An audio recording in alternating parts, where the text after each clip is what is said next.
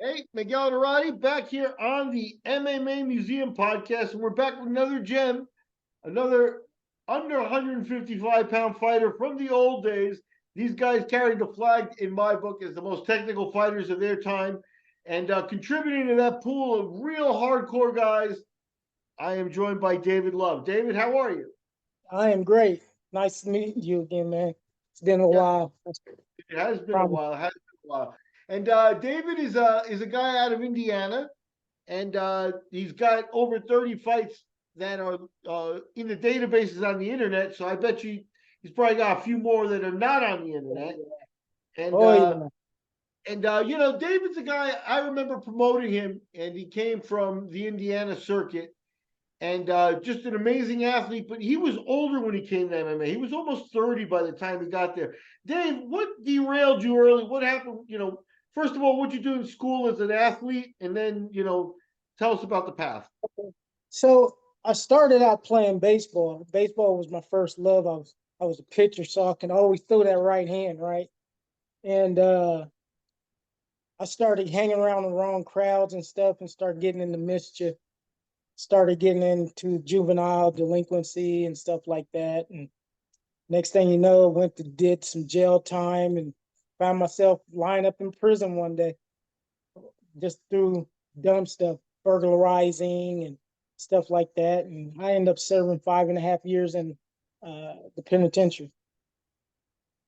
Yeah. Yeah, man. 5.5 years is a long time. What, from 20 to 25? What time period? It was from 20 to about 20. I got out when it was about 26. So it was been in between that time, 21, 26.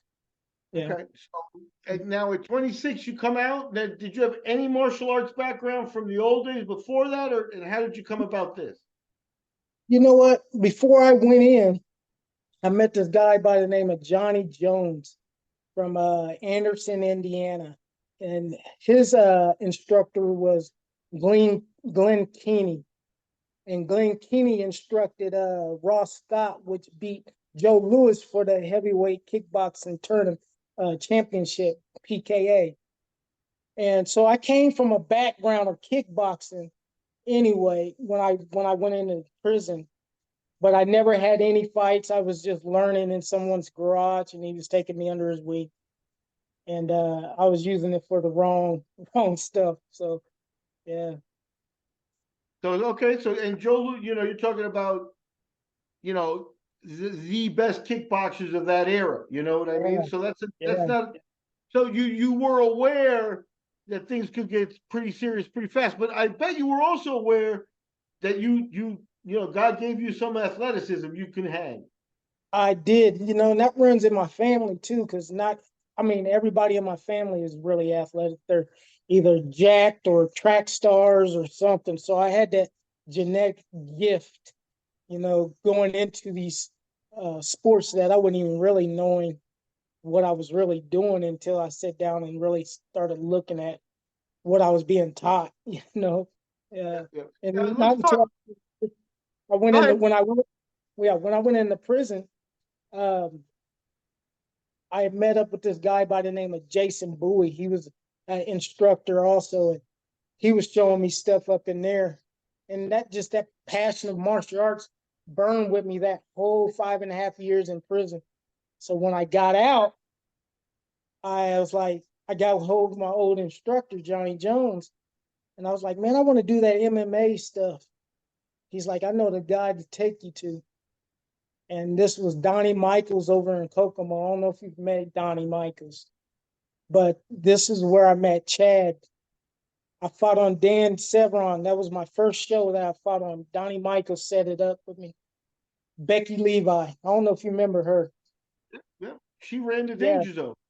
yeah. Danger Zone, exactly. And she had gave me a call, and I just didn't know what to think. I thought it was some bullshit. She was like, "No, I want you to come fight for me in Fort Wayne." So I went up there, and all the fights were duds until me and this guy by the name of John Frazier step up, and he was from Canada, and we was like the fight of the night. We turned over tables over in that ring. And all I remember that night, I ended up losing, but all I remember that was the highlight. I hear the commentator says, "Is this what y'all come to see? These two guys? Is this what it is?" I must be putting on a show. And ever since then, I just started making my fights like that. Had to be intense, win or lose. It just had to be intense. So, yeah. So you got that rush of that athletic rush of Oh being, yeah, I did. I did. I was like, this is an entertainment business. So, and that's it's interesting. And it's good you catch on early in a way because let me tell you, you're far from Hollywood in Kokomo, Indiana. You know what I mean? I know. I already know. So, So, and talk then to me about that first fight though. It's a danger zone, so at least they had a ring or a cage, and it was decent that way. Then you fall into some of the Indiana circuit. You mentioned Chad. That's Chad Wagner. Um, a promoter from the Indiana area that basically did it all in promoting, and including helped the Indiana State Commission work on their commission paperwork and things like that. So Chad's a yeah, yeah, pioneer guy, but Chad's also one of those guys that wasn't a sport man. purist. Like he would do fights in the forest and fights Oh in the. yeah, he was something else. He had So talk to me, imagination. yeah, talk to me So he, about Chad and some Chad stories because you oh go from yeah, yeah, the fight for Chad. yeah. So that night after the Danger Zone, um, Joe Blanton had fought on that show also, and all I remember is Chad comes up to me and says, "You're from Marion. I'm from Kokomo. Do you want to be a star?" I was like, "What is this dude coming? He's trying to sell me something." He's like, "We train over in Kokomo. We'd love to have you. Come work with me, man." I said, "All right, bet." He gave me his address. I started training with Daryl Smith and Joe Blanton. Oh yeah, yeah, yeah. And there was a couple others that was just me. Anthony Burke, Jay Martin. Yeah, there was just a crap load that called it Animal House. And you know me, I'm these guys are heavier. I was just their punching bag for like a year or two, but I just caught on, and slowly but surely Chad was like, "We're having a fight. You want to fight?" I was like, "Sure, sure." And the first one was in like a, a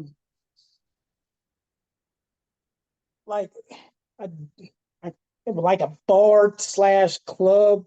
It was crazy, real tight. He was packing that place. I bet you shouldn't have held no more than 200 people, and he had like five. So and it was these small, just little burner shows, and I just started getting my name through that. Man, he started having fights set up for me, and I started knocking them down. Started turning heads. Yeah, and So at some levels there, you probably could win on athleticism. Now you also said you had a year on being a punching bag. You're learning technique, and you yeah, can take it.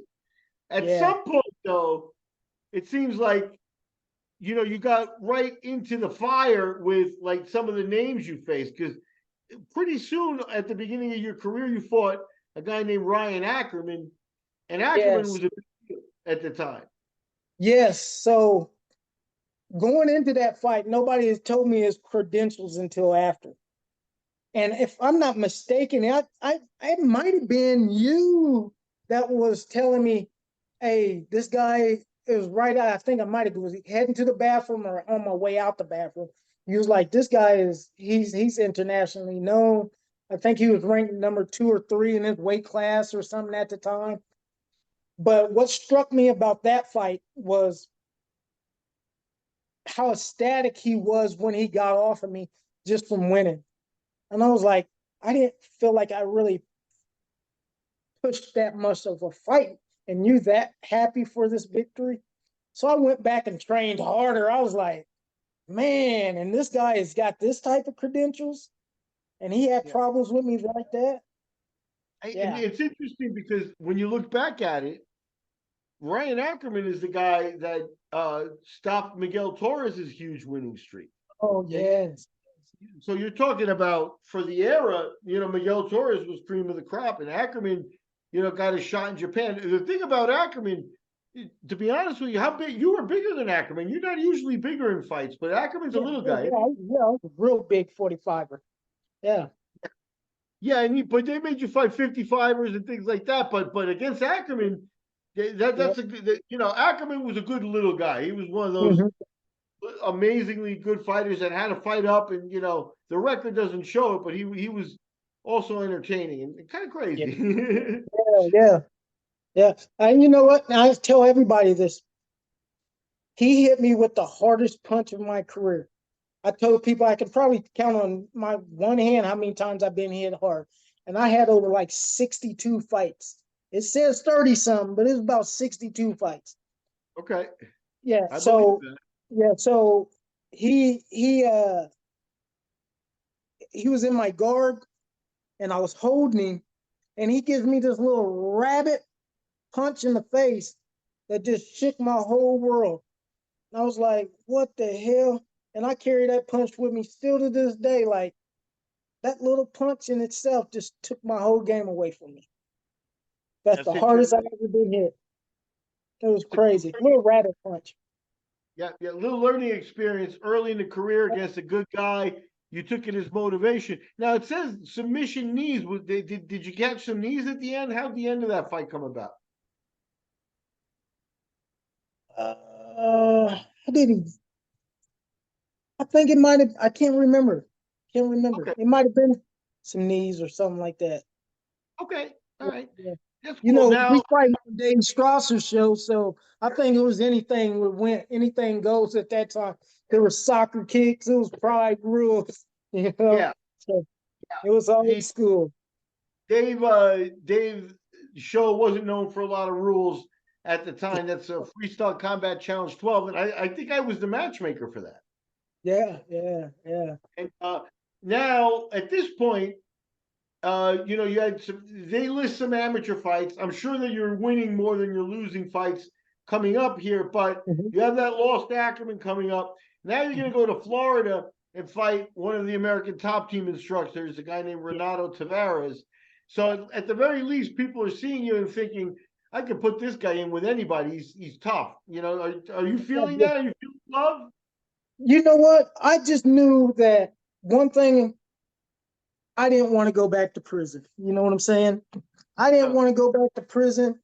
This was my outlet for whatever anger that I had built up, and it was getting molded. Little did I know, you know. So I was like, Chad, round them up. Let's go. I don't care. Let's go. He's like, well, shit, all right. And he just kept on telling me, believe in yourself, man. I believe you could do this. I believe you can do this. He kept beating it in my head. To fight Renato Tavares, that was a fight right there. I mean, I just got done watching him fight. I think he might have fought Brian Garrity at the freestyle. That might have been a before fight or after fight. I think it was before. I can't remember. But one way or another, I was like, this guy got some skills. I already know. They told me to watch out for his jiu-jitsu, but I couldn't even stop it. That's how impeccable it was. It would just cut right through me like a knife. You know, I was like, crap. I think Yeah, that ended quick. no, go ahead. Yeah, I think that ended real quick, like first round, like 2 minutes in the first round, 3 minutes in the first round. I think I Yeah. was really embarrassed. So Yeah, and I noticed that already in the interview that you were already, like you said, it's a motivation, so you wanted to stay in this and stuff. But you got the right mindset because every time it doesn't go your way, you're analyzing it and looking at it. The yep, yep. fact with Tavares is a good lesson because he's another stocky, well, Yes. athletic dude. So now once you start taking away that advantage from you, and the guy's also a good athlete, the skill comes in, and now you got to be skilled. So how was Exactly. your kickboxing and your boxing? You always had a big punch and stuff. how did you start advancing that and take that to the next level? Because Chad and those guys are more wrestler grapplers. Hmm.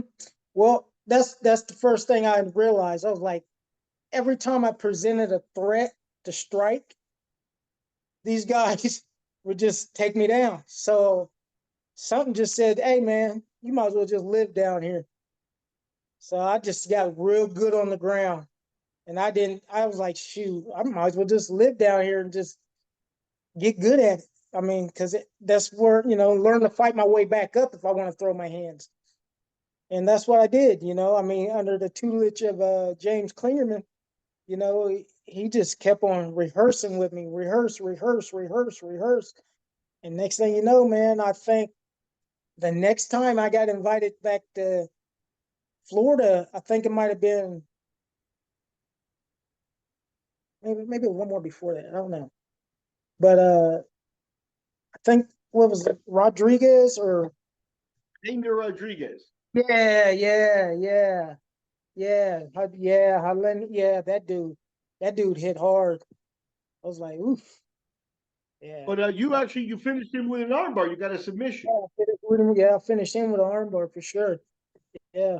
Um, Round and two. Talk about that fight a little bit in the build-up, because Florida this is your second time back. Did that help? That you've been there before? That take the yeah, pressure off. because you know what? For one, I wasn't familiar with the weight cutting, and I think once I dialed that in, I was able to conserve more power and more strength. And once I did, and I told Chad, I was like, I did everything right for this fight, after I won. And I seen that, a lot of these guys, they was just cutting a lot of water weight. Me, I was already so muscular. If I was cutting water weight, I was getting drained. So I had to figure out how to count calories to get my body weight down, then shed like 2 or 3 pounds of water weight. So I was able to maintain my strength and my ability. And I think that might have been the third round I Yeah. caught him in. And it showed too. I was hanging in there. He pounded the shit out of me. But I was But like, yeah, but now was you're known still for your power and as a boxer and stuff like that. But this guy outstruck you. What did that make you do in the gym? Even though you won, what did that make you do? well, he didn't technically outstrike me. When I started flurring on him, he went for the shots because I had to end up backing up and repositioning and trying to take over the fight that way. And I Okay. think that he ended up shooting and taking me down in my corner. And that's when I just didn't really have no more gas. And he was tired. I was tired. And all I hear is James says, "There's his arm, David." You know, up underneath Uh, those ropes, and we were right next to each other. He's like, "There's his arm," and I looked, and I took that arm bar, and I got up like I wasn't even tired. But shit, I don't know what yeah. type of that was weird. It was Yeah, real. no, that's interesting. And I'll to give props to James Klingerman. Klingerman is a guy that's been a pro since the early days. You know what I Oh mean? yeah, he fought Shoney. Yeah, Shoney Carter. Yeah, he been in there with all types of guys. He's I don't want to make a mistake and disrespect anybody, but I think he may be the first real jujitsu guy in Indiana, like real Man, jujitsu. look, I tell everybody that, and people don't want to believe it. You know what I'm saying? Of course, we got Kiki here, but I mean, yeah. Kiki wasn't there in 1999. Oh yeah, cause James was a blue belt under the specialist. I can't call his name. Crap. Yeah, he was, Mhm. like I said, he was Right, at the what's up? forefront of those early guys in jiu-jitsu, especially for Indiana. And he turned out to be a lifelong guy, like an excellent guy. It wasn't just some guy taking Yeah, lessons. no doubt. He's top level for sure. Yeah, So that's a nice name, and that's good because now you're getting, a little bit out of the technique end. You know what I mean? Because yeah, it yeah, doesn't get any easier. Your next fight is in King of the Cage, and this is Tommy Lee, and Tommy Lee was known as a slugger back in those days. yeah. Hey, what was his name? God dang it. Cox. Monty Monty? Cox. Yeah, Okay. Monty came up to me. He was like, David Love, do you ever take a fight that you can possibly win? And I was like, bring them on, man. I don't care. Bring them on. I'm going to get somebody. I'm going to get somebody. And he's like, all right. And yeah, that was the story with Tommy Leland. It was a good fight. He just caught me Yeah. slipping. Yeah. Yeah, like, and that's the thing about you. You know, you look good, you got the mindset, you don't say no. Mm. You're there's it doesn't you don't catch a break when Monty bringing you to the show. He knows he can put you in with Tommy Lee. You Yeah, know, yeah. next up, it looks like you went all the way up and fought for Pat O'Malley at the Madtown Throwdown, and Yeah. beat Chad Lynn. Now the Madtown Throwdown is a derivative from Dave's show, the Freestyle Challenge. You know, Right, they right. ran they Pat was part of Dave's crew, and then they did the Madtown Throwdown. Talk about that experience. That was a hot little show for a while. Yeah, man, I was blessed, man. And it's so funny, man, because when I took that fight, I always remember that fight because my mom died that Monday and I had to fight that Saturday. Yeah. Oh, So I went ahead and fought because I was like, it didn't hit me. It was still one of those things like, that ain't real. That ain't yeah, real. You know what I'm saying? And I was like, they was like, you going? I was like, yeah, I'm coming. I'm coming. And I went up in there, man, and I remember during that fight, Chad Lindy pushed me against the ropes, very aggressive. And I remember holding him in the clinch. It was just like, I'm bored with this.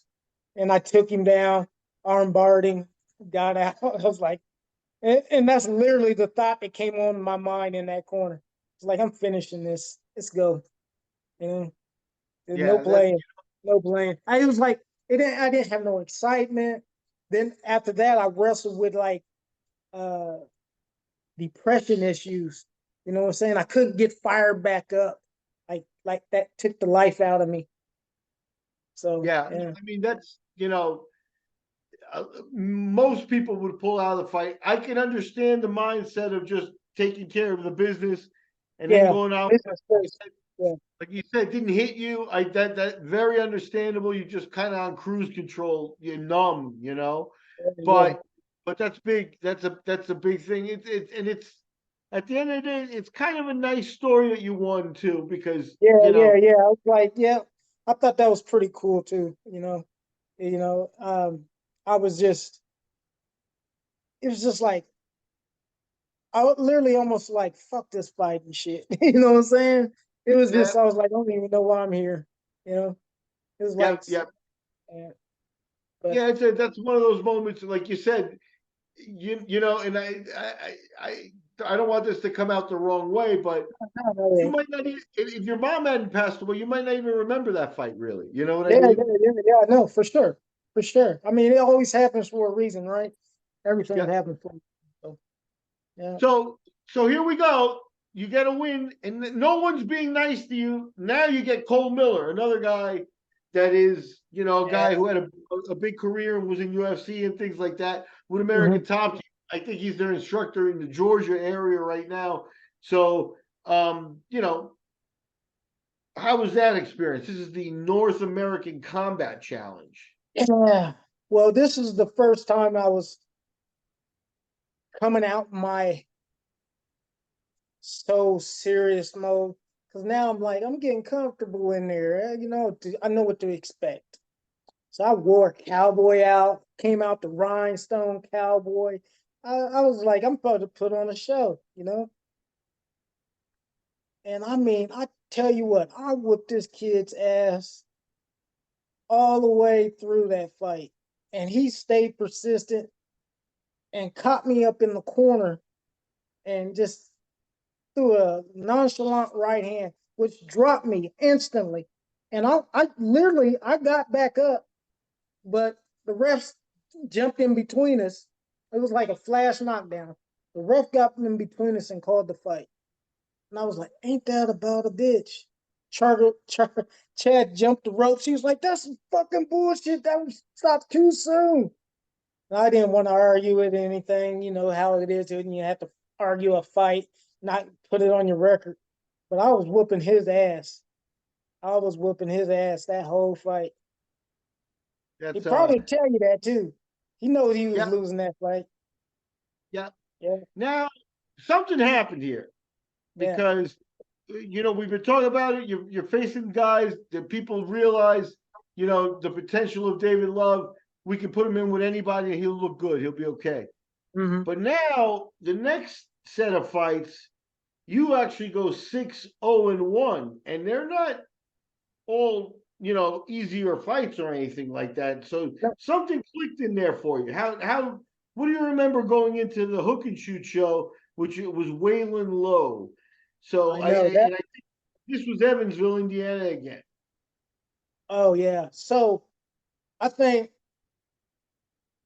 right when I got that click of after the Hanato win, uh, no, it wasn't a Hanato win. It was a Orlando Rodriguez win. After that win right there, something clicked in me, which I was like, I learned, I know how to win. And that's when I told you, I was like, I cut weight right. I did everything right. And I was like, oh, I figured this out. I figured this out. Okay. So, and this is where my courage got actually tested. Because I remember Jeff, what was Jeff's last name? Malak Osborne. Osborne, Osborne. yeah. Yeah. I remember he named off the fighters' names who was mashed up. And everybody seen this little Sean Shirt guy walking around. They was like, shit, don't want to fight, be the guy to fight him. And I was saying the same shit. I don't want to be the guy to fight this dude either. I mean, he looked at both ears, flipped inside out. I mean, he is stacked to the gills. He looked like a straight up hard nosed wrestler. And here comes George Giselle right behind him.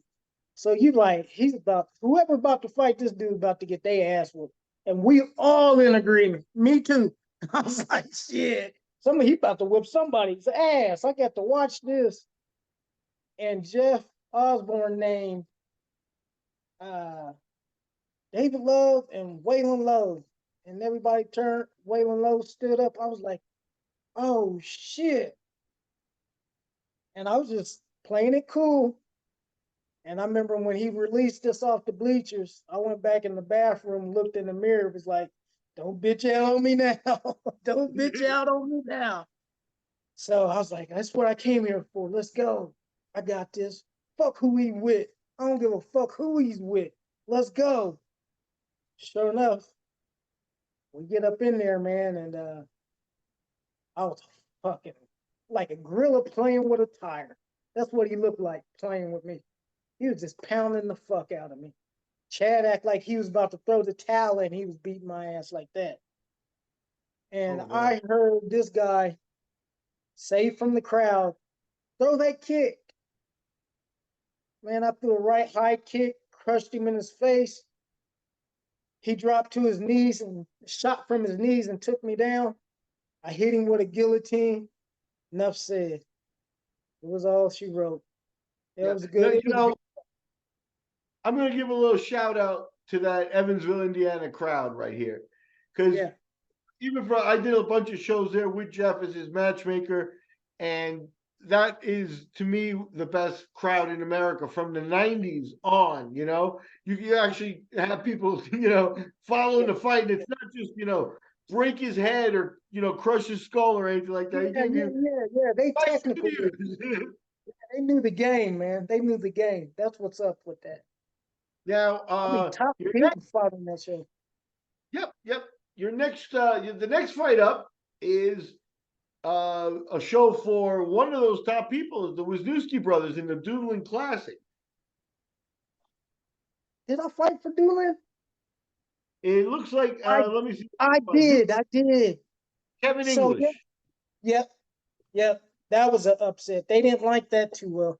Well, actually, the Winooskis don't like him very well, and they was rooting that on. They wanted his ass whooped, but yeah, yeah. They don't. Talk Yeah, that about people didn't like who's that one. because English is another one of those guys. People aren't going to remember their name or anything like that, but for the time, Another stud wrestler. He was tough, very aggressive. He'll pound people to his victory for sure. yep, I and made him stand up and fight though. Yeah. yep, and they gave him a majority decision. How do you feel about that? Do you think you won that? Kevin English? Yeah. No, he didn't win that. They got that down as him winning. Oh, I'm sorry. Okay, majority. I got you. No, no, yeah, majority decision. You won it. I'm sorry. That's my fault. My Okay, I fault. was like, hold up, yeah. I made him stand and fight. Yeah. Yeah. So that's definitely a good win. He retired with a winning record, and they called him the bad boy. Let me ask you this: how come did you ever use a nickname? How come there's no official nickname for you out there? What what's up? Yeah, yeah. They call me the doctor. That's what I was gonna say. That it makes sense, right? Doctor Love. That's Doctor good, man. Love. Oh, yeah, I forgot to say that story. That story was, yeah, that's old school story. I wanted to come out King David, but Chad wouldn't allow it. He's like, no, we got to go with Dr. Love. You ever heard that old Kiss song? I was like, Oh God. no. Yeah, yeah, yeah. I was like, whatever, man. I just want to fight. Let's go. And Yeah, he no, started. that's hats off to old Chad there, because he, like I said, ran Indiana for a little while with the underground circuit kind of thing, but he always had ideas like that. That's a great nickname. That's what I thought of. Yeah, I said, for why his didn't you time. ever use it? He was I really ahead of his time. The shit that he was doing, I was like, these guys are all of a sudden now starting to do it. It was like yeah, he foreseen how this was gonna all blow up. He said, "You need to start doing more entertainment. You need to start coming out, putting on a show." I was like, "Get out of here, man. That's not in my character." But yeah, look at what's coming out now. People yep, liking that showmanship. yep. The Don't guys care. that make the money are the guys that put on the total package kind of thing. Yeah, heck yeah, for sure. Now, in your next fight, now this fight's a little weird because you're back in Florida, it looks like, and you're a short guy, stocky guy. Maybe the tallest 145 pounder out there is Raleigh Delgado. Right, right, right. That was something else. Talk about what Yeah, you remember of this fight, because he went to the UFC and he's obviously a pretty yeah, skilled. yeah. He was tough. He was tough. Raleigh. Yeah, yeah. I ain't gonna lie. I mean, shit. What do I got to lie about? So my training, when I learned how to condition myself, it was pretty much on then. So we got these like trails in my town by the river, and they're where people take their RVs and motorcycles, and they jump in these hills, big old hills. And there was this big old tractor tire that was, I don't even know what the hell it was there for, but I'm calling myself fishing, and I see it. I was like, damn, I like to flip that up this hill one day. So when I got note to take that fight with Rolly Dalgala, I was like, I know exactly where I'm going. It took me probably like 30 minutes to get that damn thing up that hill. It was a steep hill, right? So I'm flipping it, I'm working it, just visualizing, thinking that this is the fight. As soon as I get up that hill, I yell, I go, like Rocky on top of the mountain, I go, Raleigh Dalgalo, coming for you. I mean, it was so corny, but man, it was a fight. It was a fight. That dude blacked both of my eyes. I grounded him out. It was just going back and forth. I just couldn't pull the trigger on the win. And I remember catching him in a reverse triangle from side control, and I couldn't finish it in the round. And when we got up, he came up to me and was like, if he had to hold my body, he would have finished me. I was like, shit, a little too late for that now. You should have screamed it out. But Yeah. but yeah, Raleigh Dalgona was an interesting fight. I walked away with that 2 black eyes. That's crazy. Yeah, Worst I know. punishment on.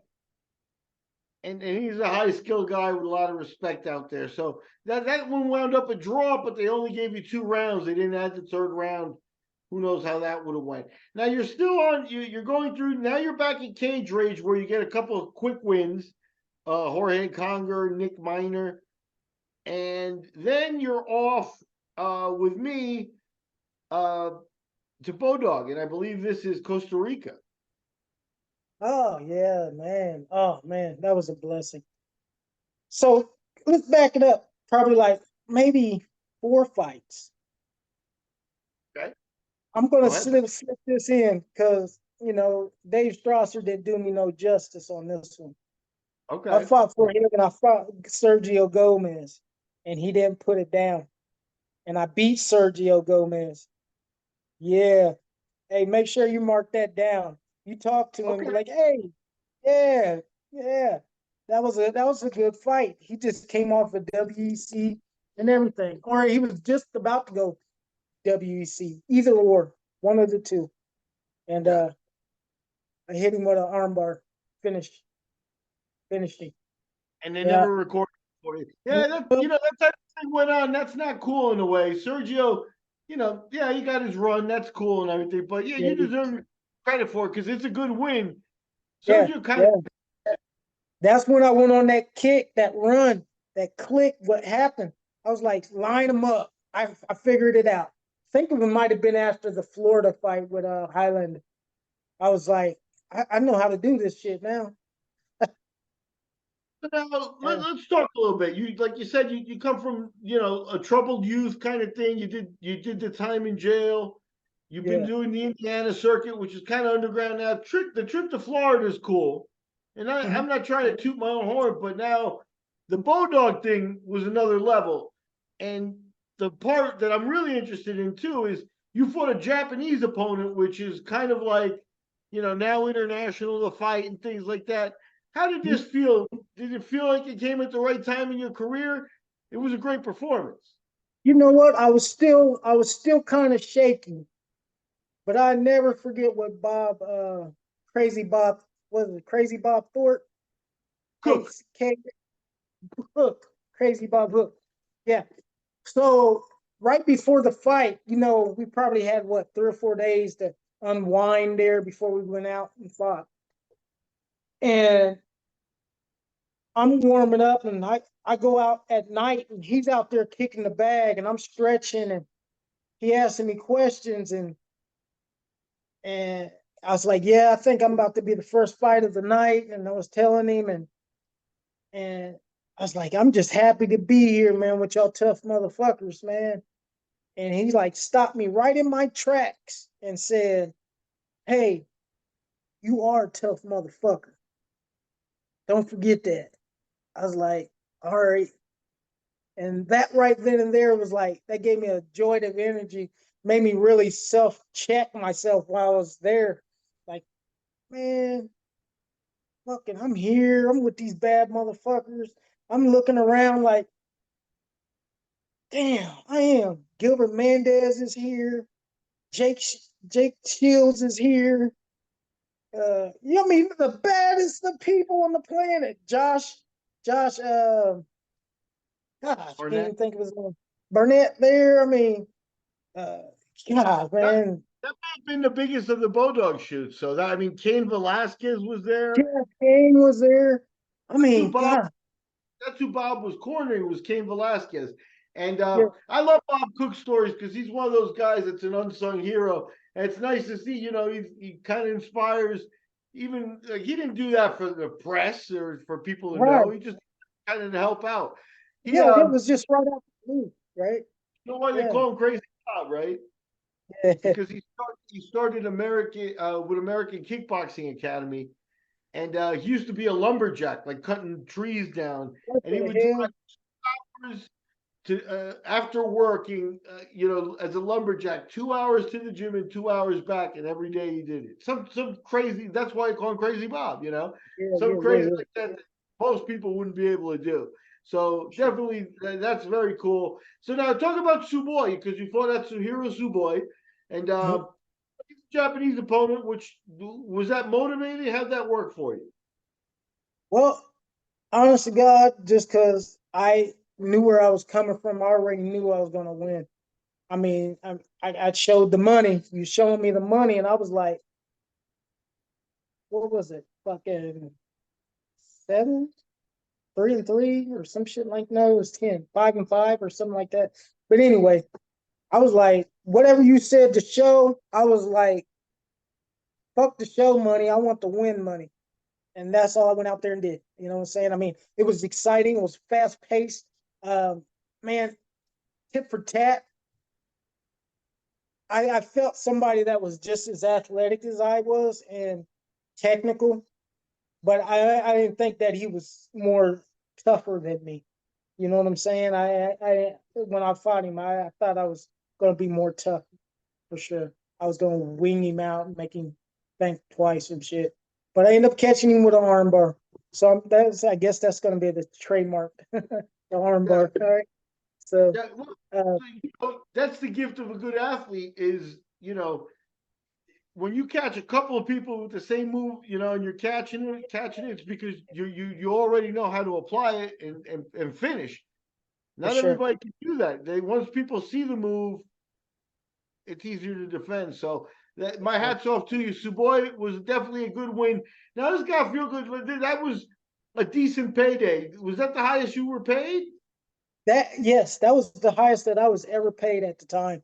Um, and I was like, shit. I think when I came back home, I think I was like, all right, I'm really starting to stride here, and I was like, Yeah. man, I can't fuck this up. Let's go. Then I get winged at, I was gonna do it again. So I Yeah. think that was Yeah. impressive. Now the crazy thing here is now you fought at the Bodog is February 2007, Uh-huh. and like you got a payday. 10,000 is 10,000. You Mhm. fought less than a month later again on the freestyle for Dave's show Yeah. against Dan Sokolowski. Why would you jump in Yeah. the ring? I So think that was I think he might have been on arm triangle or some shit like that. yeah, Guillotine. yep, you got Yeah. him in an arm triangle round one. Yeah. Yeah. Yeah. I feel that he was like me when I was starting out. I was scared of the individual's credentials. He was fighting somebody, and I felt the nervousness in that kid. I was like, "Oh, I'm about to just go ahead. I ain't gonna pound you. I just choke you out, arm triangle." So, Okay, yeah. that's good. That's interesting, but that's cool. Good. So you snuck a fight in that you thought you'd be all right in. Then did it go wrong for you at the Bourbon Street Ball? What happened with this Chris Connolly? Yeah, that's why it's hard to fight on people's shows. Because if you don't put them out, then they can get the judge's nod, and that's what he did. He got the judge's nod, and I felt that I beat him everywhere. I felt that his coaches know that he lost, but they gave it to them. Matter of fact, Alan Stockman was his jiu-jitsu coach, and I beat him up standing up pretty good. So yeah, but I don't know why I didn't get the nod. But I was like, you know what? That winning streak had to come to a halt, and that's what happened. Yeah. It was you were 6-0-1. That one came up, but then you got right back on the horse. You got a fighting in Cage Rage Kokomo, Alex Carter. You won by the armbar again in less than 2 minutes, and then you're off to Bodog again. And this was again one of the bigger shows. This was in New Jersey, I believe. Yes, man. This show really like let me know that I had stride it. I'm with amongst the elite. I was like, I think when I got in the bus and I seen one of the fighters that got me started and that I kind of like matched my style off of was Eves Edwards. He walked on that bus, man. I was like, Eves Edwards. Oh shit. And he held for me his hand and he's like, Eves Edwards. I was like, I know who you are. And it was Yeah. just, I was starstruck, but at the same time, I was like, man, I can't lose here. And he turned around and ended up losing the Masvidal. Yeah, that night. Yeah. Yeah, That that was a was tough fight. wild. And then, Yeah, Masvidal obviously, went on to become a big star too. That was a big show. Chael Sonnen was on that show. yeah, yeah. Uh, Matter of fact, me and Chill, I got a story with Chill. Matt Lemon, him and I were up in the steam room, and and he was cutting weight. And I was like, damn, you having a hard time. And at this time, I done got versed in it. I got me some women makeup remover, put it on my body. And he's like, what the hell are you putting on your body? I was like, oh, this is women makeup remover. This is called Abilene. He's like, I never heard of it. I said, put some on it. It opens your pores up, help you sweat a little bit easier. You don't have to be sitting up here so long. Next thing you know, slaps it on, and he's like, we got to talking. And he asked me where I was from. I told him Indiana, and I was like, I wish I could find a masseuse. And he's like, oh yeah, what does a masseuse do for you? I was like, well, shit. I had to break the shit down to him. I was like, well, it pushes the lactic acids out of your body. He's like, well, Matt Lindland, go find us a masseuse. He goes finds us a masseuse, and next thing you know, man, we up in there an hour later getting massaged. I was like, what the hell's going on here? So yeah, that each was my little year. story with Chill. Yeah, Yeah, no, Chael was a pro. He's always trying to learn. I remember him when he got to Abu Dhabi. I remember he came, showed it was one of the first guys at the rule meeting. Just wanted to hear, what was going on and stuff like that. And yeah, obviously, he's a real pro. You want to hear something that's yeah, gonna make you say, "Ain't this a bitch?" Obviously he's a big star now, right? yeah, for sure. I just saw one of those short video clips where they asked him, "What's the most money you made?" And when he fought Anderson Silva, he made $8.8 million. What the fuck? Yeah. So, well, good. Good for him. That's all I Yeah, can say. yeah, good for him. Fuck. He deserves it, and he doesn't Damn. know how much Anderson made. We don't. He's heard that Anderson made less, but it's hard to believe. But no one knows. But he said it himself. He said he made 8.8 for that fight. So, That's you know, dope. too Good too for him. bad we didn't all go to that level. But I'm Hey, glad he got. you know what, man? I like to congratulate you, man, and compliment you, man. You're a cold matchmaker. I wanted to let you know that you cold, man. I don't know if anybody had told you, but you're a bad motherfucker. You know, I for appreciate real. that. Not for I've real. always, I like a lot of my friends, fighters became friends once, including yourself. It's like you get to know people, you get to joke around, like each other, and that's the thing that I pride myself on is that you got to take the personal side out of it. It's like who's the right fight, and some of the, like for example, on that show, Eddie Alvarez was on that show, Yeah, but yeah, I forgot, yeah. you know, and I love Eddie, and Hmm. one of the first fights where he won the Bodog title was against Aaron Riley. It's hard to say, Yeah. I love Aaron. That's my guy. Yeah, yeah. He's old school. That's how you Yeah. got to think. You can't. There's no avoiding it. And Hmm. both guys, I didn't know who was going to win that. I had no idea what was going to happen. And those are the fights that I enjoyed because you're about to see something special. And then we saw, Aaron who was Sure. going to his level, and then you saw Eddie who became, UFC Bellator champion. And unbelievable. Yeah, man. I mean, once again, if it wasn't for you, I wouldn't have been blessed to be up amongst these guys. And I try to hide it even in my town. And I'd be like, "Oh, that's the old me and shit." They'd be like, "Fuck that." You want to show me this shit that you know? And I'm like, "Ah, all right." So, Yeah. and I'm like a little superstar celebrity here, and it's like I know I put in the work, but it's like maybe I should toot my horn a little bit, you know? I put in the work. You did it at a very high level, I and did. there's a lot of baseball players that made the major leagues that didn't make the money either. You know what I mean? But they got the stories, they got the life, and I mean that's Yeah, what this man. interview is about too. So let's talk about Evan Oroz, who is the opponent in Jersey.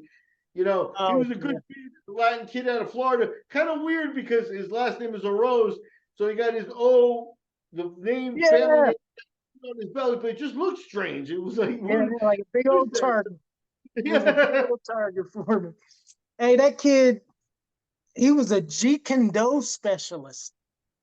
And I was Okay. like, man, I'm about to eat this bullshit up. Little on did I know that he could execute that shit. He could execute. And man, I just remember he just had a funky style where I just had to try to get him down to the ground and I couldn't get him down to the ground. So it ended up being a good striking match. So I was pounding him with leg kicks and he was throwing flashy kicks. I just didn't want to get caught with none of that stuff. That was a tricky fight. So I remember And that walking out to it. I remember walking out to it and Eves Edwards was back in the locker room and a few others. And I was like really hyped. Because once again, y'all done showed me the money.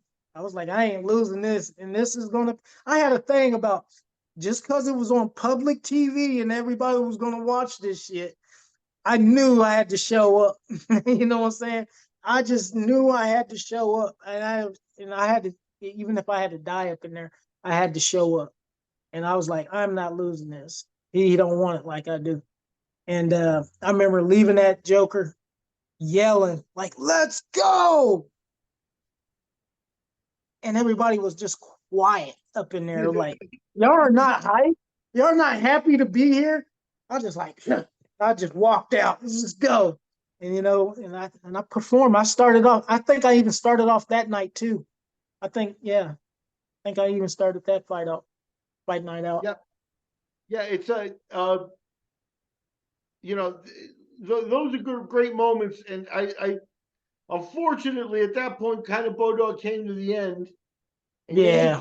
took some time off, and then it's like nobody did you any favors in terms of you fought a couple of times for Dave, but Dave had you fight Japanese guys that were staying at his house. You know what I mean? Yeah, yeah, yeah, yeah. Yeah. What was that?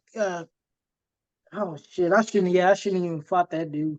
But Kunioku. at the time I was trying to stay above water and stay busy doing stuff. And it was like, man, it is what it is. I mean, I had my moment. I enjoyed it. And I was like, right now I'm paying bills easy. So it's like, bring them on. Let's go. Yeah. Now let me So ask you a question. Right, like, let's skip before we finish up the career stuff. But uh, right now, you're still involved with training martial arts. You got guys with a team. You're part of. Are you still with Klingerman? I'm with Max Burke. He's out of Muncie. Technically, James got us all started. He was a brown belt under James Klingerman. But Okay. then he went to Tiago Alves, which is part of Alliance, Yep. and he's a black belt under him. So I guess I'm sister school with Alliance, I guess. So Okay. Cool.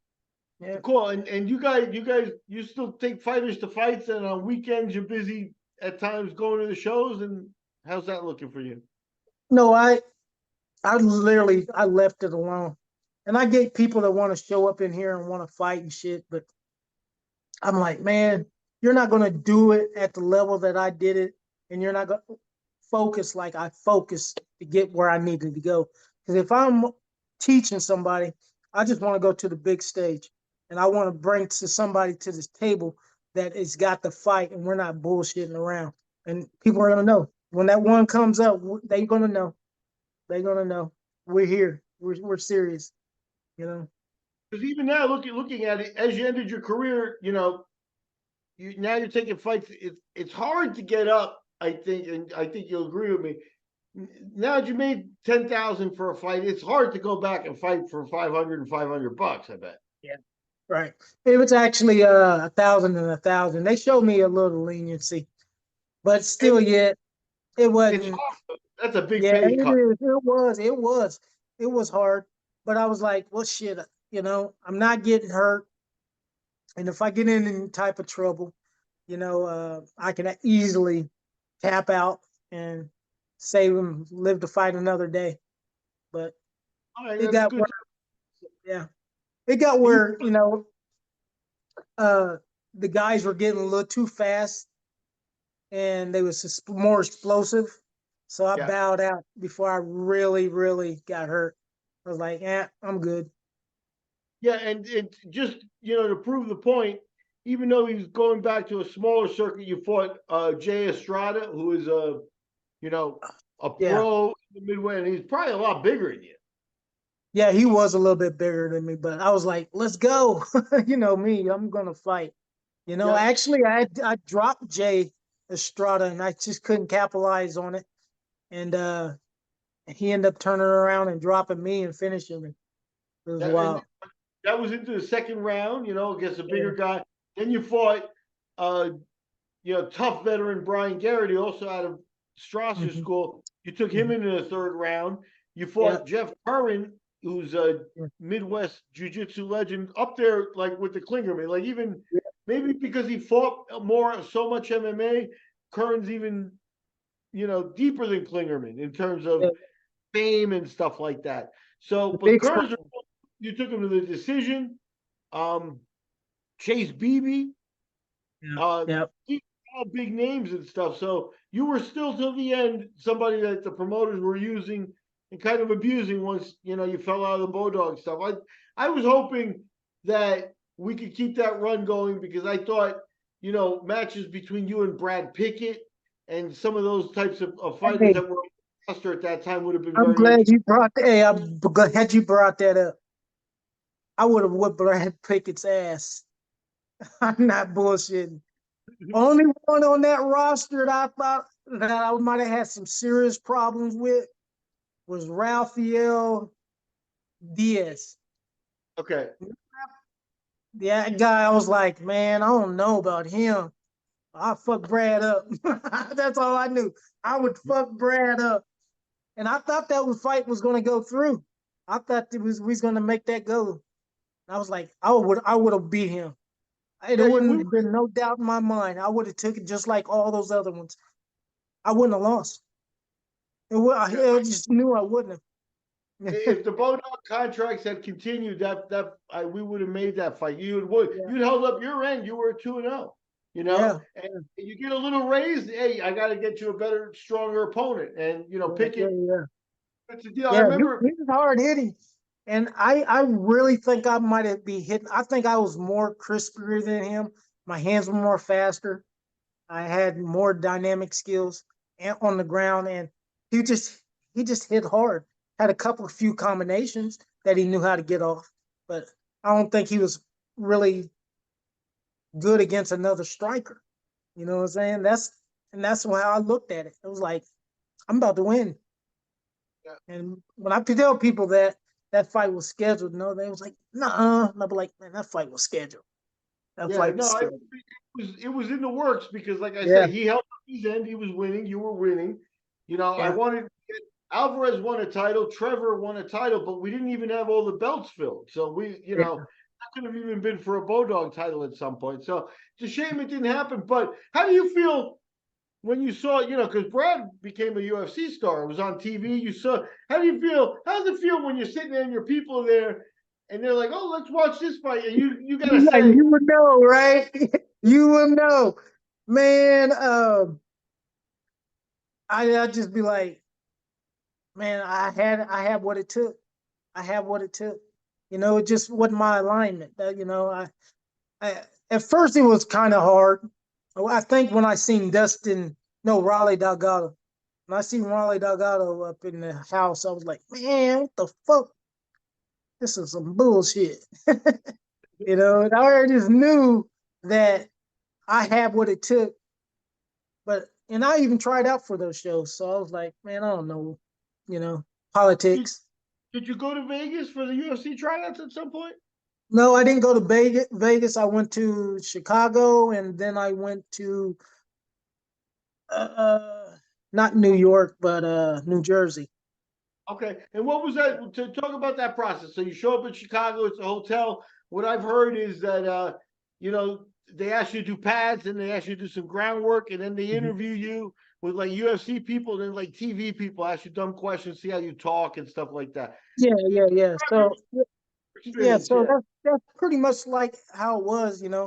They uh they scheduled a grappling tournament, not like a tournament, but they just paired you with two guys, and you got Dana White and the crew, the staff up there, gauging who they want through these grappling matches. They'll call you under. They give you like 45 seconds, 1 minute to show what you could do in 1 minute. Yeah, it was pretty crazy. So Yeah, it's the kind of thing that, it'd be nice if you could prepare for it, but they kind of slip it on you and you're not sure. You can, yeah. if you got a minute, you could put on a show, but if you get caught by surprise or with the wrong opponent, it could go wrong. Where do you think you went wrong on that? How come you didn't impress them? Uh, for one, I went down there in New Jersey. We went 4 deep, and every opponent that they had called was a teammate of mine. And Dana goes, "God damn, man, you got more training partners than Rashad Evans." And I was like, I can't help that. I'm trying to get good. So they threw this big old Mexican like guy at me way out my weight class. He's probably like 180. I'm like 150. They said wrestle, and he's a wrestler. So 1 minute, I couldn't do nothing with him. And I came out the back, and by that time it was good job next. I was like, shit. So Did they have you work the pads also? no, I think you had to move on to the pads, and I didn't get a chance to move on to the pads. Oh man, that's Yeah, disappointing because yeah. you didn't even start on your. Now, did you have any scripted ideas or any ideas of what you were going to say in the interview part? No, I would have freestyled it. I would have been like, hey, I'm Yeah, here. Let's go. It's time to yeah, show out. For for real. sure, for sure. But So I think a lot was probably my age. So they would have seen that. I think they would have seen that dominancy of just the man strength in my weight division. Even though I haven't even matured mentally, my body was just really grown man. So yeah, I'm still like a 20, I was probably like 21, 22, but with a 28, 29, 30-year-old mind, you know what I'm saying? I yeah. really wasn't, I was a late bloomer, let's put it like that. So, Okay, yeah. so yeah, and you never really suffered any big injuries. Were you ever Mm. cut?